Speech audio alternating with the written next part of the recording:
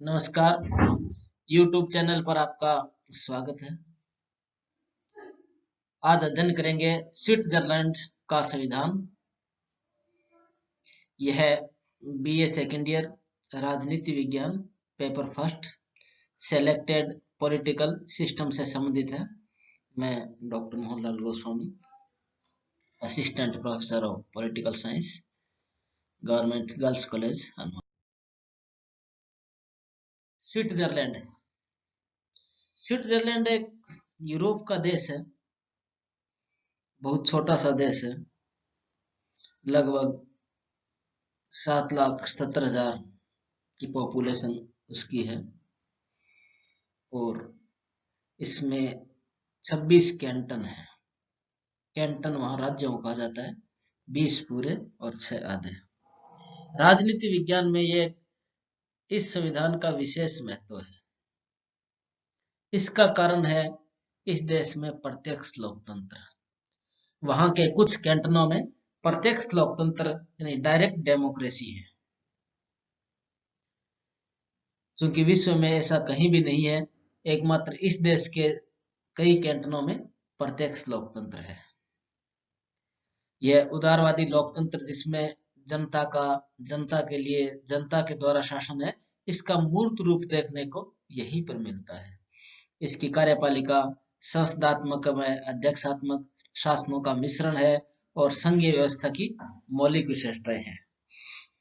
संविधानवाद की दृष्टि से भी स्विस संविधान में ऐसी मौलिक विशेषताएं हैं जिसके कारण उसके संविधान को ब्रिटेन, अमेरिका की तरह अध्ययन योग्य माना जाता है। इसकी राजधानी बर्न है और ये अंतरराष्ट्रीय राजनीति में तटस्थ है। तटस्थ यानी जब भी युद्ध जैसी कोई स्थिति होती है तो वो तटस्थ रहेगा, किसी भी पक्ष में नहीं रहेगा। इस वजह से भी ये अंतरराष्ट्रीय राजनीति में इसका विशेष महत्व है।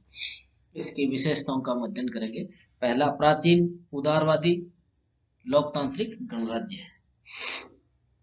आज विश्व में स्विट्जरलैंड सबसे अधिक प्राचीन उदारवादी गणराज्य है। जब दुनिया के सभी भागों में निरंकुश राजतंत्र था, उस समय भी वहां प्रत्यक्ष लोकतंत्र था। वहां कभी भी राजतंत्र नहीं रहा। इस संबंध में रेपार्ट ने कहा है, स्विट्जरलैंड युगों से गणराज्य रहा है। स्विट्जरलैंड का शॉर्ट नाम इसको स्विस भी कहते हैं। स्विस संविधान का आधार यह विचार है कि व्यक्ति साध्य है और राज्य व समाज मात्र एक साधन है। स्विस संविधान जनता की संप्रभुता को मानता है। वह कानून के निर्माण के क्षेत्र में जनता को वास्तविक अधिकार है। वहां बहुदलीय व्यवस्था है तथा न्यायपालिका स्वतंत्र व निष्पक्ष है। वर्तमान में सभी उदारवादी राज्यों की तरह स्विस संविधान भी लोक कल्याणकारी राज्य बनता जा रहा है। दूसरा, निर्मित, लिखित व व्यापक संविधान।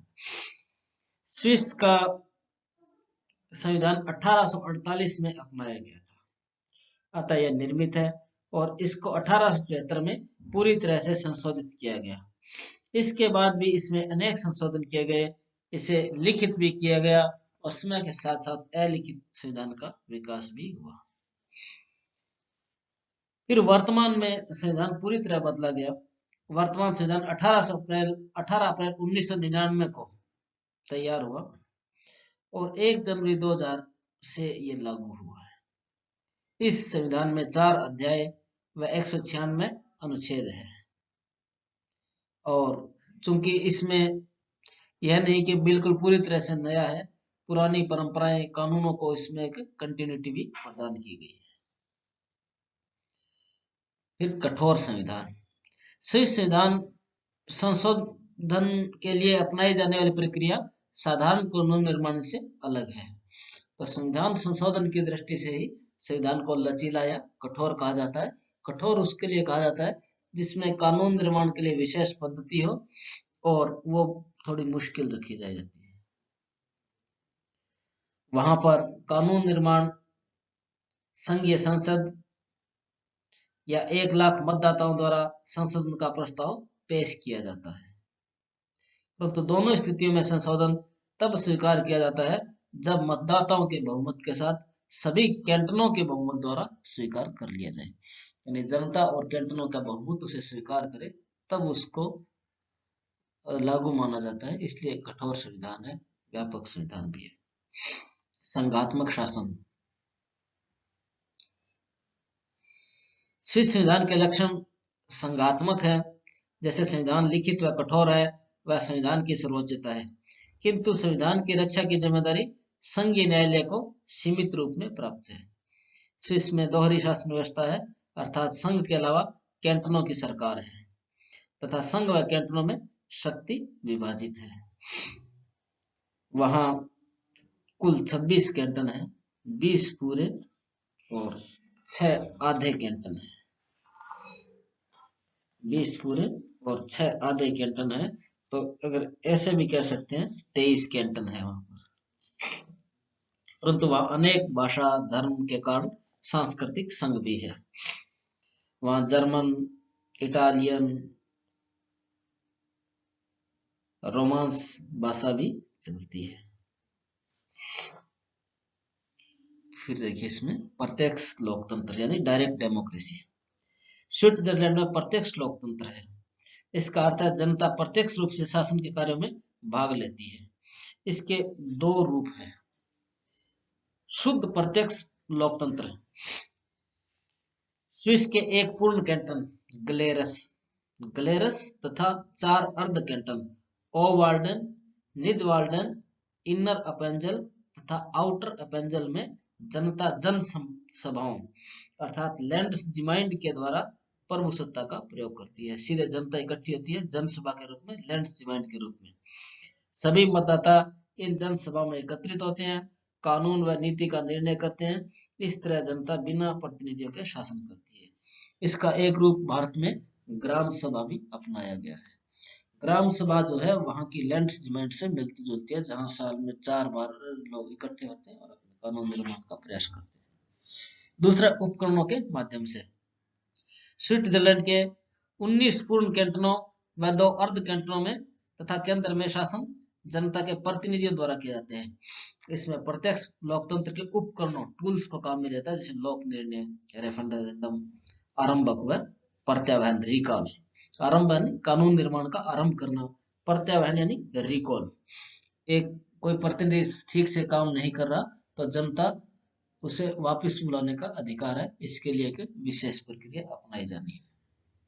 फिर बहुल कार्यपालिका। सामान्यतः कार्यपालिका में एक ही सदस्य होता है, जैसे संसदीय व्यवस्था है, प्रधानमंत्री, नाम मात्र के राष्ट्रपति, संघात्मक में अमेरिका में राष्ट्रपति। परंतु यहाँ कार्यपालिका बहुल है, इसमें ज्यादा सदस्य होते हैं। स्विस संविधान के अनुसार कार्यपालिका की शक्ति 7 सदस्यों की संख्या में है, जिसे संघीय सरकार कहते हैं, फेडरल गवर्नमेंट कहते हैं। इसका निर्वाचन 4 वर्ष के लिए संघीय संसद द्वारा किया जाता है। इसमें किसी एक को मात्र 1 वर्ष के लिए संघीय संसद द्वारा संघीय सरकार का अध्यक्ष चुना जाता है। वह स्विट्जरलैंड का राष्ट्रपति कहलाता है।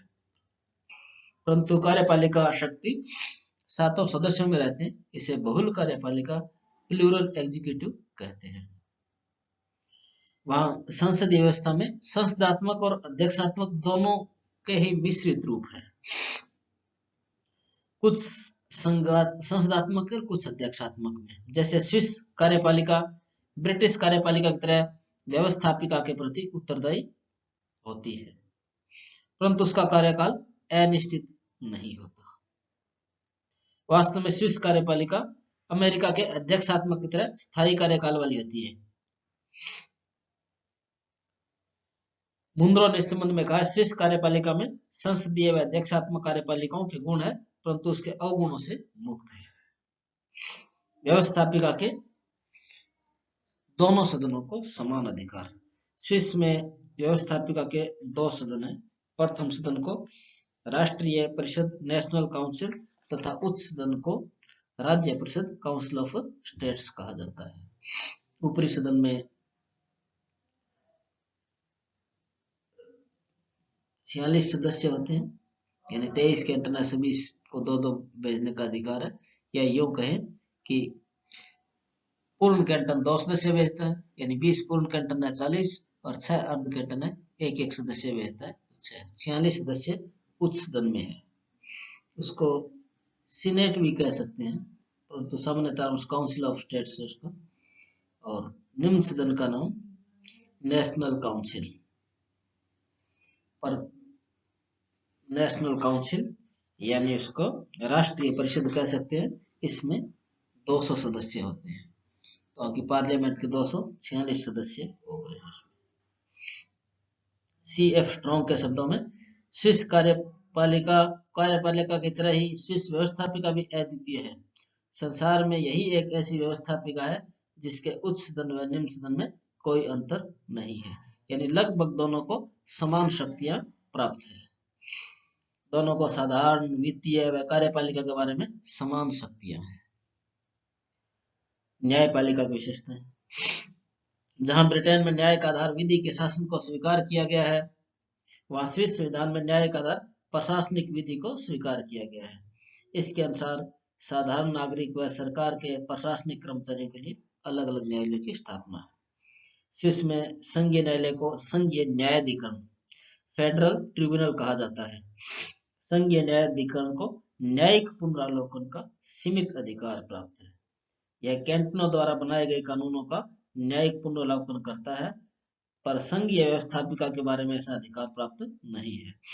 इसका अर्थ है कि स्विस में संविधान की रक्षा की पूरी जिम्मेदारी संघीय ट्रिब्यूनल को नहीं सौंपी गई है। यानी कैंटनों के बारे में तो अधिकार है, परंतु संघ के बारे में नहीं। नागरिक अधिकार। स्विस एक उदारवादी लोकतांत्रिक गणराज्य है और संविधान में अनेक नागरिक अधिकार प्राप्त दिए गए हैं। संविधान में राजनीतिक अधिकारों की व्यवस्था की गई है। उसमें समाजवादी दर्शन अथवा लोक कल्याण के राज्य की अवधारणा के आधार पर नागरिकों को अधिकार नहीं सौंपे हैं।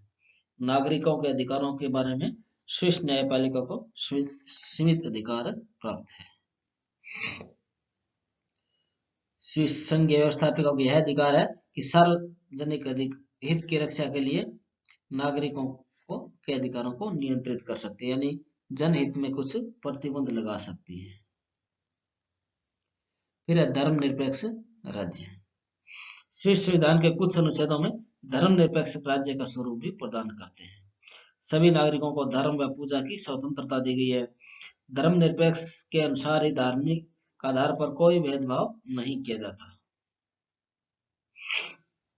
परंतु जीसस पंथ जो है तथा इससे संबंधित संस्थाओं पर प्रतिबंध लगाया गया है। इसे स्विस संविधान निर्माताओं ने अपवाद के रूप में स्वीकार किया है।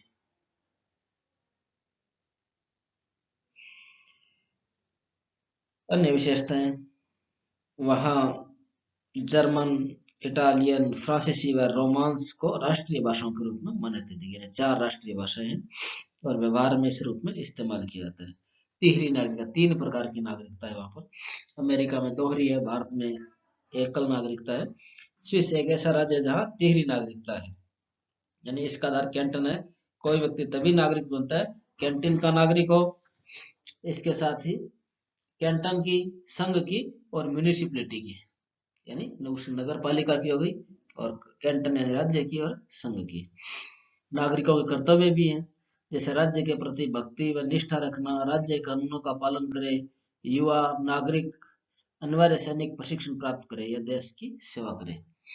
स्थायी तटस्थता भी है। स्विस दुनिया का एकमात्र ऐसा देश है जो विदेश नीति के संबंधों का संचालन स्थायी तटस्थता के आधार पर करता है। इसको संविधान का अंग बनाया गया है। वह संयुक्त राष्ट्र संघ का सदस्य इस आधार पर बना कि संघ उसे स्थायी तटस्थ राज्य के रूप में मान्यता देगा। इसी कारण अंतर्राष्ट्रीय स्तर पर शांतिवादी देश के रूप में मान्यता मिली व विवादों में अच्छा मध्यस्थ माना जाता है। इस बार हमने स्विस के संविधान की विशेषताएं देखी। प्राचीन उदारवादी लोकतांत्रिक गणराज्य, निर्मित लिखित व्यापक कठोर संविधान, संघीय संविधान, प्रत्यक्ष लोकतंत्र, बहुल कार्यपालिका, संसद के दोनों सदनों का समान अधिकार, न्यायपालिका विशेषताएं, नागरिक अधिकार, धर्मनिरपेक्ष राज्य और उसकी अन्य विशेषताएं। इस प्रकार देखते हैं हम अंतरराष्ट्रीय राजनीति में स्विट्जरलैंड का संविधान का एक अलग महत्व है। आपको इसी रूप में याद करने, पहले पॉइंट्स आप याद कर लें, फिर इसका वर्णन याद करने में सुविधा रहती है। धन्यवाद।